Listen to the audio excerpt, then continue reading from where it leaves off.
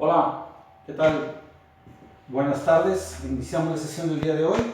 No les vamos a dedicar más de 15 minutos con el fin de que ustedes le dediquen el resto del tiempo a todas sus labores escolares, que deben de tener muchas.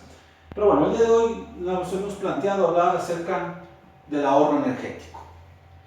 Y también habíamos mencionado y puntualizado que no nada más le concernía a la población civil, sino también a las autoridades, instituciones públicas, privadas, sociedades, organizaciones, etcétera, etcétera. Pero bueno, quisiera puntualizar nada más algunas referencias que se tienen en torno al ahorro energético. Una de ellas es el uso de los aparatos domésticos, que definitivamente tienen una valoración de acuerdo a una tabla de registro de consumo en cada uno de esos aparatos. De hecho, ustedes lo pueden visualizar y ver en una etiqueta amarilla que tiene como referencia el consumo de los kilowatts por año y que, bueno, de alguna manera representa aproximadamente, no es tan precisa esta lectura, pero representa un 80-85% de la realidad de lo que es el consumo anual. Obviamente tendrá sus variantes operativas. Estos aparatos están diseñados precisamente para economizar, pero dependiendo del uso que se le dé es la consecuencia que va a tener en el registro que se tenga en el medidor. Esto es muy importante. También hay una serie de actividades, por ejemplo, que el hombre desarrolla y desempeña, como son los movimientos, el tránsito, el flujo vehicular, que pudieran eficientar a partir de, por ejemplo, medidas en las que deben de compartir, por ejemplo, el automóvil, los medios de transporte, que de acuerdo a la idiosincrasia del mexicano es muy complejo que suceda esto. Tenemos vecinos que a lo mejor no pudieran colaborar y aunque se vaya al mismo destino o muy aproximado al mismo destino, no se tiene a veces la congruencia operativa o congruencia social para poder decir, hombre, que yo voy para allá y tú también, o me toca a mí, mañana a ti. No lo hacen de esa manera, no es tanto así. A lo mejor países europeos, corrijo, seguramente los países europeos sí lo realizan.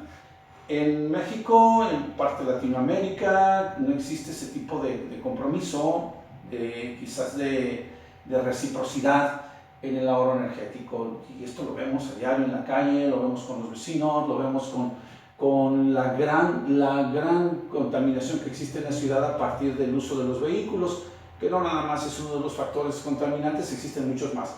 Pero se pudiera eficientar. También en el rubro de la construcción existen parámetros muy interesantes y muy importantes en el sentido de que pudieran derivar quizás en la forma de percibir de qué manera el hombre puede integrar sus actividades al medio ambiente a partir de una edificación. Ya habíamos hablado en clases anteriores en el sentido de que pues los elementos de construcción como el adobe, que bueno, el adobe original, no el que se fabrica en la actualidad, que lo hacen con ciertas artimañas, que lo hacen aparentar ser todo ecológico, no, con el que se fabrica o con el que se fabricaba y actualmente lo hacen en algunas poblaciones muy remotas de México. Sin embargo, hay una serie de arquitectos que sí lo toman en cuenta y que sí hacen una aportación importante para poder generar los espacios ambientales que se deben de integrar con el entorno geográfico. Los muros de adobe son alrededor de 50, 60, 70 centímetros. Obviamente tendría que haber una reducción de espacios, para eso se debe tener quizás un área importante para poder construirlo.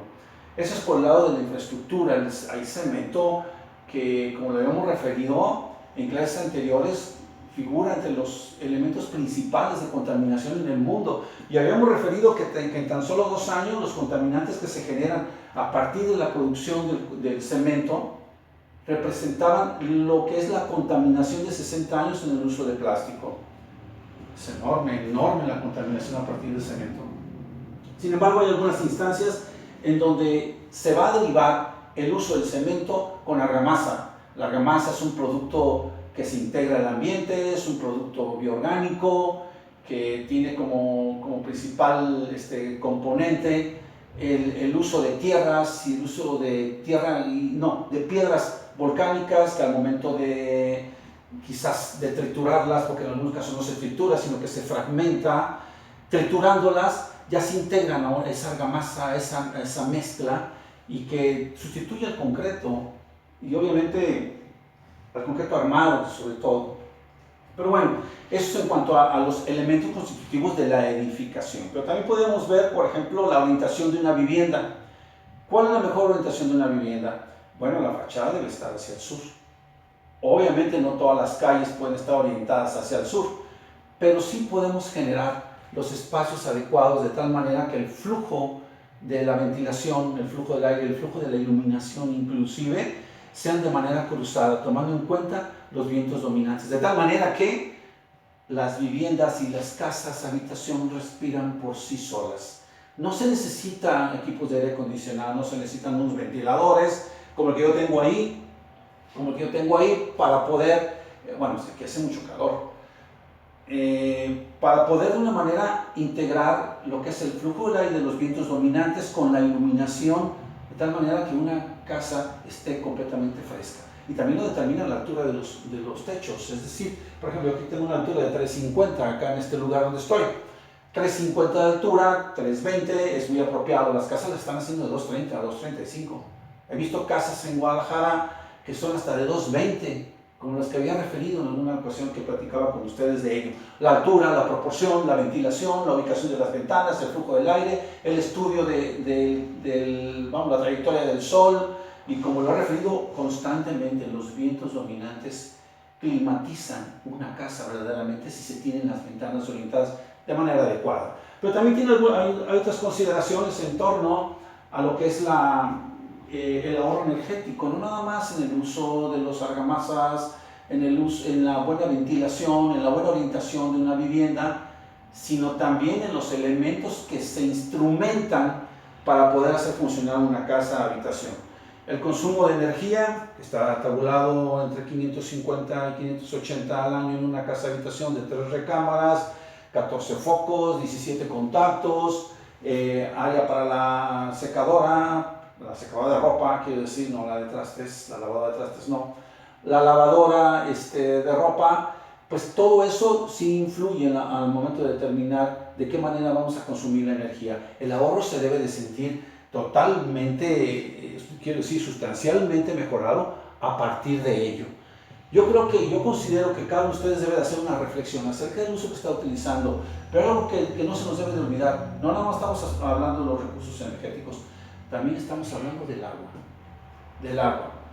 Yo quisiera saber que cada uno de ustedes tenga la conciencia para poder entender que el consumo del agua es de vital importancia en el sentido del buen uso del agua, más bien. El buen uso del agua debe de estar importantemente inscrito en la conciencia de cada uno de los habitantes de una población. El agua no es un producto, quiero decir, no es un recurso renovable, es un recurso que se va a terminar. Es un recurso que si cambian las condiciones climatológicas, no existe la misma captación de los mantos freáticos para poder generar la vaporización y que ésta genere entonces una masificación nubosa y que regrese a la tierra la humedad que esta despide. Si se altera ese ciclo, entonces se altera la generación de humedad en el ambiente y en consecuencia las masas nubosas también desaparecen. Es algo que está pasando en la ciudad de Guadalajara, es algo que está pasando en la ciudad de Tegucigalpa, es algo que está pasando en Chicago, es algo que está pasando en Madrid, es algo que está pasando en todo el mundo. La ciudad del Cabo, lo refería anteriormente, que ya existen grandes problemas para el uso y consumo del agua. Ya actualmente se tiene un racionamiento del uso del agua de 40 litros por persona. Una familia de 4 integrantes tendrá el acceso a 160 litros por día. Esto es preocupante, porque de alguna manera representaría la manera tan inconsciente, la forma tan inconsciente como tenemos de operar los vitales recursos que tenemos a la mano. El petróleo es uno de ellos, que también lo usamos de manera indiscriminada y que se va a acabar algún día.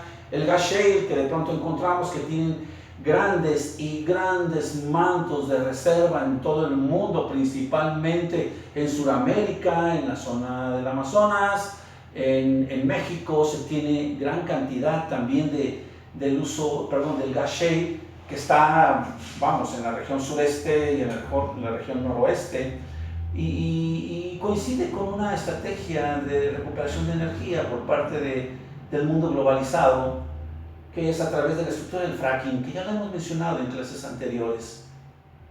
Imaginen el uso del fracking con la renovación de los mantos acuíferos a través de la lluvia, el uso del agua como un recurso vital para poder proceder dentro de los mantos freáticos, para poder inyectar un cóctel de químicos y que hagan surgir el gas shale que está atrapado a 2.000 o hasta 3.000 metros de profundidad. ¿Verdad que es preocupante? Habrá que atender todo ese tipo de elementos que de pronto hacen que la referencia primaria del hombre no es el uso de los recursos, ahora ya es el abuso de los recursos. ¿De qué manera podemos eficientarlo? Cada uno de nosotros sabe de qué manera, pero yo más bien me dirigiría a las grandes organizaciones que de pronto están haciendo un uso indiscriminado de los recursos naturales. Esto es importante. Hay que subrayarlo para saber de qué manera nosotros como sociedad podemos aportar algo en donde tengamos la posibilidad de encontrarnos con una sociedad que tienda a aquilatar, valorar cada uno de los recursos. Les invito a que hagan una reflexión sobre esta sesión de 15 minutos, cuando mucho, yo ya llevo como 14 minutos.